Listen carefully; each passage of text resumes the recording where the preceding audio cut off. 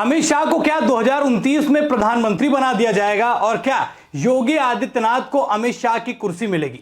दरअसल इस समय चर्चा यह चल रही है कि 17 सितंबर 2025 को नरेंद्र मोदी 75 साल के हो जाएंगे। 75 साल यानी बीजेपी की जो गाइडलाइन है कि 75 साल के बाद वो प्रधानमंत्री नहीं बनाते हैं किसी को, तो उसमें यह चर्चा चल रही है कि क्या अगर बीजेपी नरेंद्र मोदी को और एक्सटेंड करती है 2029 तक में उनके फेस पर चुनाव लड़ती है, तो क्या चुनाव जीतने के बाद अमित शाह को प्रधानमंत्री बना दिया जाएगा और योगी आदित्यनाथ अमित शाह की कुर्सी ले लेंगे?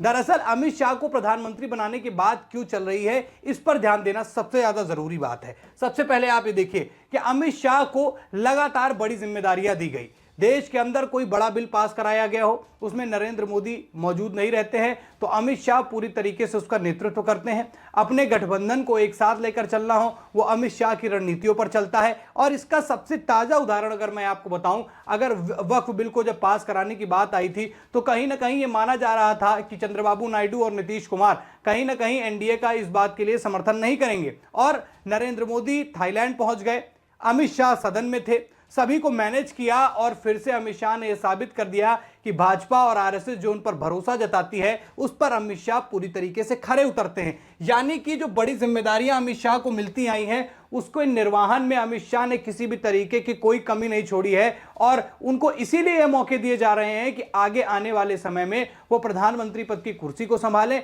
और बीजेपी को और मजबूत करें। देखिए, ये बात तो हो गई जिम्मेदारियों की। उसके बाद अगर राज्यों की राजनीति की बात करें, 2024 का लोकसभा चुनाव दोस्तों याद कीजिए, नरेंद्र मोदी एक स्टार प्रचारक के तौर पर अलग अलग राज्यों में जाकर, अलग अलग लोकसभाओं में जाकर अपने भाषण दे रहे थे, रैलियां कर रहे थे, जनसभाएं कर रहे थे। लेकिन उसकी रणनीति क्या होगी? किस कूटनीति के तहत भारतीय जनता पार्टी फिर से सरकार में आएगी? कौन कहां का प्रत्याशी होगा? कहां किसको प्रभारी बनाना है? कहां किसको बड़ी जिम्मेदारी देनी है? ये सारी प्लानिंग अमित शाह कर रहे थे। यानी कि अमित शाह को अगर भारतीय जनता पार्टी या फिर कहूं भारत की राजनीति का चाणक्य कहा जाता है, तो इसका फायदा बीजेपी आने वाले समय में उठाएगी कि एक ऐसे व्यक्ति को जिसको इस कुर्सी का यानी प्रधानमंत्री की कुर्सी का करीबी से सब कुछ पता है, वो इस पद का प्रबल दावेदार हो सकता है। तो शायद हो सकता है, ऐसा सूत्र कहते हैं कि 2029 में जब लोकसभा का चुनाव लड़ा जाए तो वो नरेंद्र मोदी के फेस पर ही लड़ा जाएगा। यानी ये 17 सितंबर 2025 को नरेंद्र मोदी 75 साल के हो जाएंगे, पर वो अपनी कुर्सी नहीं छोड़ेंगे, वो 29 तक बने रहेंगे और 29 में उन्हीं के फेस पर चुनाव लड़ा जाएगा और कोई नया प्रधानमंत्री बनाया जाएगा। प्रधानमंत्री की रेस में बात करें तो योगी आदित्यनाथ भी शामिल हैं, नितिन गडकरी भी शामिल हैं, लेकिन अमित शाह को लोग नजरअंदाज कर रहे हैं। पर जिस तरीके से पिछले कई समय से बीजेपी उन पर बड़ी जिम्मेदारियां दे रही है और उन जिम्मेदारियों को बड़ी बखूबी से अमित शाह निभा रहे हैं, तो यह माना जा रहा है कि अमित शाह भी प्रधानमंत्री की रेस से बाहर नहीं है। इस बात को भी दरकिनार नहीं किया जा सकता कि नरेंद्र मोदी अमित शाह को अपना बेहद चहेता मानते हैं, उनको अपना बेहद करीबी मानते हैं और इसीलिए ये सारी बड़ी जिम्मेदारियां नरेंद्र मोदी के होते हुए भी अमित शाह उस बात का निर्वहन कर रहे हैं। तो अमित शाह के पास ये प्लस पॉइंट है और ये माना जा रहा है कि अगर तमाम तरीकों की राजनीति करने में अमित शाह माहिर है, राज्यों की राजनीति करने में अमित शाह माहिर है और उस बात का प्रॉफिट बीजेपी को मिल रहा है, तो एक ऐसे चेहरे को जो है प्रधानमंत्री बना दिया जाए जिसे सारी चीजें प्रधानमंत्री की कुर्सी की पता हो, उस पद की गरिमा को वो अच्छे से समझते हो, ये सारी चीजें जो है अमित शाह के अंदर है। अब बात करते हैं कि केंद्र से लेकर राज्य तक की प्लानिंग जितनी भी है, मैंने आपको बताया, वो अमित शाह ने 2024 में की। अब आप तमाम तरीके के बिल देखिए, धारा 370 में सीना ठोक के बोलना कि हम उसको हटवाएंगे, 3 तलाक को लागू करवाना, महिलाओं के लिए जो है बिल लेके आना, फिर उसके बाद वक्फ बिल को पास कराना, सभी जगह अमित शाह ने एक क्रूशियल रोल खेला, एक इंपॉर्टेंट रोल खेला। इसी वजह से यह माना जा रहा है कि अमित शाह जो है इस पद के प्रमुख दावेदारों में से एक हैं और ये माना जाता है, ये माना जा रहा है, सूत्र कह रहे हैं, तमाम तरीके के राजनीतिक पंडित ये बात कह रहे हैं और इस बात की हलचल भी है, इस बात की आवाज भी आ रही है कि अमित शाह नरेंद्र मोदी के बाद भारत के प्रधानमंत्री हो सकते हैं। पर सवाल यह भी है कि जहां दूसरी तरफ योगी आदित्यनाथ जैसा चेहरा हो, वहां पर क्या अमित शाह को, जो कि बैकग्राउंड में रहकर, हमेशा से पीछे से रहकर जिन्होंने बीजेपी को मजबूत किया, उनको आगे लाएंगे या फिर योगी आदित्यनाथ जो एक स्टार प्रचारक के तौर पर बीजेपी के लिए उभर कर आए, उत्तर प्रदेश में ऐतिहासिक राजनीति करी, लगातार मुख्यमंत्री बने और पहले ऐसे मुख्यमंत्री हैं जिन्होंने 8 साल पूरे कर लिए हैं, 10 साल भी पूरे करेंगे। तो क्या ऐसे चेहरे को, जो देश के सबसे बड़े प्रदेश उत्तर प्रदेश की राजनीति में अपना परचम लहरा चुका हो, जिसकी राजनीति की कहानियां उत्तर प्रदेश नहीं बल्कि पूरे देश के अलग अलग राज्यों में गाई जा रही हो, उसकी बातों को, उसके एक्शंस को लोग कॉपी कर रहे हो, ऐसे चेहरे को क्या, योगी आदित्यनाथ जैसे चेहरे को क्या, जिसको आरएसएस भी समर्थन करती है, क्या उस चेहरे को पीछे छोड़ दिया जाएगा? क्या वो उत्तर प्रदेश की राजनीति में ही एक्टिव रहेगा या फिर कोई नया रोल? देखिए, इसीलिए कह रहा हूं कि नए रोल पर यह हो सकता है कि योगी आदित्यनाथ को अभी केंद्र की राजनीति का वो अनुभव नहीं है जो अमित शाह को है, और इसी बात का फायदा अमित शाह को प्रधानमंत्री बनाने के लिए सबसे मजबूत पॉइंट बन जाएगा। बात करते हैं दोस्तों योगी आदित्यनाथ की। अब योगी आदित्यनाथ को गृह मंत्री बनाने जाने की बात कही जा रही है। तमाम सूत्र ये कहते हैं कि अमित शाह को गृह मंत्री बना दिया जाए, जिससे क्या होगा कि अमित शाह गृह मंत्री के पद को निर्वहन करते हुए उन्होंने देखा कि कैसे नरेंद्र मोदी बतौर प्रधानमंत्री काम कर रहे हैं, वैसे ही अमित शाह की जगह योगी आदित्यनाथ को बैठा दिया जाएगा। अमित शाह प्रधानमंत्री वाले के पद को निर्वहन करेंगे, साथ ही साथ योगी आदित्यनाथ जो है वो अमित शाह के कुर्सी पर बैठकर राजनीति को और बेहतरीन तरीके से समझेंगे, गृह मंत्री रहेंगे, जिम्मेदारियां जैसे अमित शाह भी निभा रहे हैं वैसे योगी आदित्यनाथ वो जिम्मेदारियां निभाएंगे, तो उनको गृह मंत्री बनाया जा सकता है, जिससे आने वाले समय में योगी आदित्यनाथ को प्रधानमंत्री बनने के लिए किसी भी प्रकार की कोई दिक्कत भी नहीं आएगी, और केंद्र की राजनीति का जो अनुभव चाहिए होगा वो इस पद से योगी आदित्यनाथ को भरपूर मिल जाएगा। इस पद के लिए प्रबल दावेदार भी हैं योगी आदित्यनाथ। अब सबसे बड़ी बात यह आती है कि योगी आदित्यनाथ और अमित शाह का नाम आगे क्यों लेकर आ रहे हैं। देखें, अगर भारतीय जनता पार्टी की राजनीति की दोस्तों बात करें, अमित शाह, राजनाथ सिंह और सबसे नंबर 1 पर नाम आता है नरेंद्र मोदी का।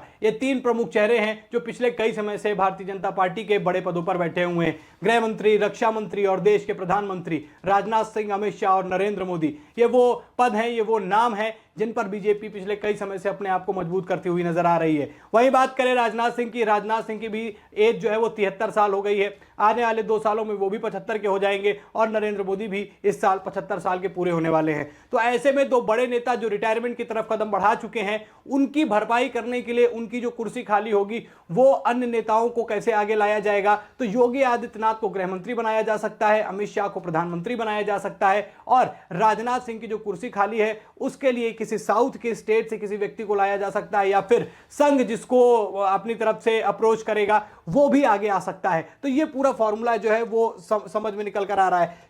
शाह वाला काम जो है वो योगी को सौंप दिया जाएगा, मोदी वाला काम जो है वो शाह कर लेंगे, और 5 से 10 साल बाद योगी को प्रधानमंत्री पद की कुर्सी दे दी जाएगी। यानी कि 29 में जब नरेंद्र मोदी के चेहरे पर लोकसभा चुनाव लड़ा जाएगा, अगर बीजेपी जीतती है तो अमित शाह प्रधानमंत्री 34 तक बने रहेंगे, या फिर 34 से आगे 39 तक भी बने रहेंगे, यानी 2039 तक बने रहेंगे। तो उन 10 सालों में बहुत बड़ा फर्क भी नहीं आएगा। योगी आदित्यनाथ 60 या 62 वर्ष के हो जाएंगे, उनकी उम्र हो जाएगी, और उस चीज के लिए प्रबल दावेदार भी हो जाएंगे।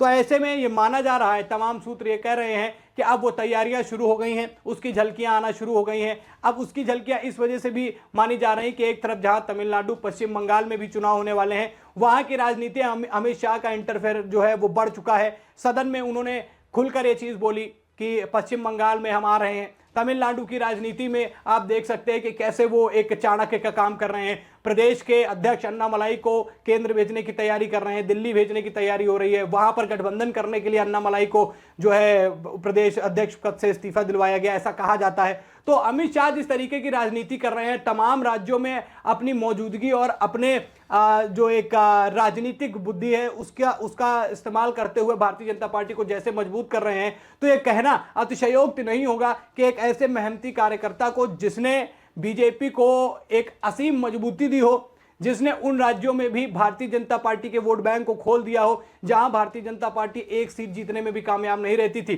तमिलनाडु में यहां देखिए आप कैसे 10, 11, 12% वोट जो है बीजेपी को मिलना शुरू हो गए। पश्चिम बंगाल में कैसे वापसी करी। तो ऐसी तमाम चीजें हैं जो अमित शाह को मजबूत कर रही हैं और इस तरफ आगे बढ़ा रही है कि अमित शाह को प्रधानमंत्री बनाया जा सकता है। योगी आदित्यनाथ का नाम इसलिए आगे लाया जा रहा है क्योंकि एक ऐसे फायरब्रांड लीडर है जिनकी क्वालिटी, जिनके काम करने के तरीके को, जिनके बोलने के तरीके को और आरएसएस की विचारधारा को साथ लेके चलने वाले नेताओं में से एक है योगी आदित्यनाथ। इस वजह से योगी आदित्यनाथ को भी आगे लाया जाएगा और 10 साल का एक लगभग लंबा इंतजार उनको करना पड़ सकता है। पर ये मानिए कि अगर योगी केंद्र में आके गृह मंत्री पद को संभालते हैं, अमित शाह वाले काम को संभालते हैं, तो बीजेपी को एक ऐसा एक्सपीरियंस प्रधानमंत्री आने वाले समय में मिलेगा जो शायद बीजेपी को अभी तक नहीं मिला, जिसे सारी चीजें पता होंगी, जिसे राज्य से लेकर तमाम तरीकों के अलग अलग राज्यों से की राजनीति से लेकर प्रदेश की राजनीति, केंद्र की राजनीति, आरएसएस क्या कहता है, ये सारी समझ योगी आदित्यनाथ को भरपूर हो जाएगी। और ये माना जा रहा है कि योगी आदित्यनाथ जो है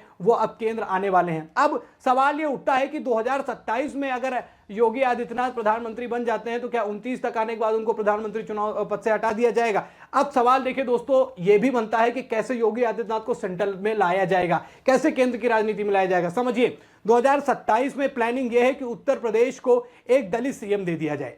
तो क्या योगी आदित्यनाथ के चेहरे पर चुनाव नहीं होगा? नहीं, योगी आदित्यनाथ के चेहरे पर उत्तर प्रदेश का चुनाव लड़ा जाएगा। उत्तर प्रदेश में सरकार बनती है तो किसी दलित व्यक्ति को सीएम बना दिया जाएगा और योगी आदित्यनाथ को 2027 यानी आज से 2 साल बाद जब राजनाथ सिंह, जी हां, जब राजनाथ सिंह रिटायरमेंट की तरफ बढ़ेंगे तो योगी आदित्यनाथ को सेंट्रल लाकर राजनाथ की जगह भी दी जा सकती है, ये भी खबरें हैं। और उसके बाद 29 में उन्हें गृह मंत्री पद का जिम्मेदारी भी जो है सौंपी जा सकती है। ऐसी तमाम चीजें जो है वो लगातार देखने को मिल रही हैं। ये माना जा रहा है कि योगी आदित्यनाथ को अब पूरी तरीके से प्रमोट करने का प्लान बीजेपी और आरएसएस ने बना लिया है। पर ऐसे मेहनती नेताओं को, जिसने बीजेपी और आरएसएस को मजबूत किया, जिसने तमाम बिल को पास कराने में अपनी अहम भूमिका निभाई, जिसने नरेंद्र मोदी को मजबूत करने में, एक उनकी छवि को और सख्त और तगड़ी बनाने के लिए अमित शाह जैसे चेहरे की जरूरत थी, तो अमित शाह वो चेहरा थे ही थे वहां पे। तो उन्होंने जो काम किया तो उस बात का इनाम, उस बात का उपहार जो है आरएसएस और बीजेपी मिलकर अमित शाह को दे सकती है। अब कई लोगों का मानना है कि अमित शाह की फेस वैल्यू उतनी नहीं है जितनी योगी आदित्यनाथ की है। पर पिछले कुछ समय से, जैसे मैंने बताया, जो इंटरफेरेंस बढ़ा है अमित शाह का, अमित शाह की जो फैन फॉलोइंग बढ़ी है, वो इस बात को दरकिनार नहीं किया जा सकता कि अमित शाह भी इस पद के प्रमुख दावेदारों में से एक है। नितिन गडकरी का नाम चल रहा था अभी भी 2024 में भी, पर नितिन गडकरी बढ़ती उम्र के साथ में उनके साथ में भी कुछ समस्याएं हैं और जिस पद पर वो हैं, जो उनको मंत्रालय सौंपा गया है, उस मंत्रालय में उन्होंने अब तक दमदार प्रदर्शन किया है। भारतीय सड़कों पर आप देख सकते हैं कि कैसे नए नए चीजें निकलकर सामने आ रही हैं। हाईवेज बनाना हो, एक्सप्रेसवेज बनाना हो और नए संसाधनों का इस्तेमाल करना हो, पूरी तरीके से नितिन गडकरी आगे चल रहे हैं। पर एक ऐसे नेता जिसने भारतीय जनता पार्टी की राजनीति को मजबूत किया हो और एक ऐसा नेता जो उत्तर प्रदेश का मुख्यमंत्री रहते हुए हरियाणा, महाराष्ट्र, जम्मू कश्मीर और दिल्ली जैसे तमाम बड़े राज्यों में इलेक्शन में अपनी बातों का एक बड़ा प्रभाव डाल रहा हो, ऐसे नेता को भी पीछे नहीं छोड़ा जा सकता। तो माना यही जा रहा है कि अमित शाह का प्रमोशन एक कुर्सी ऊपर, यानी गृह मंत्री, एक तरीके से आप मान लीजिए पहले जब कभी प्रधानमंत्री का पद हुआ करता था तो गृह मंत्री इक्वल्स टू उप प्रधानमंत्री हुआ करता था। तो मामला वही है कि योगी आदित्यनाथ को वही उप प्रधानमंत्री यानी गृह मंत्री वाली पद की जिम्मेदारी सौंप दी जाएगी और साथ ही साथ अमित शाह को प्रधानमंत्री बना दिया जाएगा। अब आप बताइए, क्या अमित शाह ज्यादा प्रबल दावेदार हैं योगी आदित्यनाथ से प्रधानमंत्री बनने के, या फिर जो फॉर्मूला मैंने आपको बताया, जो चर्चा चल रही है कि योगी आदित्यनाथ को अमित शाह के अंडर एक ट्रेनिंग मिल जाएगी, उसके बाद बीजेपी को ज्यादा फायदा मिलेगा? तो फायदा किसमें है, योगी आदित्यनाथ को प्रधानमंत्री बनाने में या गृह मंत्री बनाने में, या फिर अमित शाह को प्रधानमंत्री बनाकर उनको प्रमोट करने में? कॉमेंट करके दोस्तों अपनी राय हमको जरूर बताइएगा। वीडियो लोगों तक शेयर कीजिए, लोगों से जानिए, पूछिए और हमें भी बताइए कि क्या आप सोच रखते हैं। वीडियो में इतना ही। वीडियो को लाइक और शेयर करें, चैनल पर नए हैं तो चैनल को जरूर सब्सक्राइब करें। फिर मिलते हैं एक नई खबर के साथ, तब तक के लिए धन्यवाद।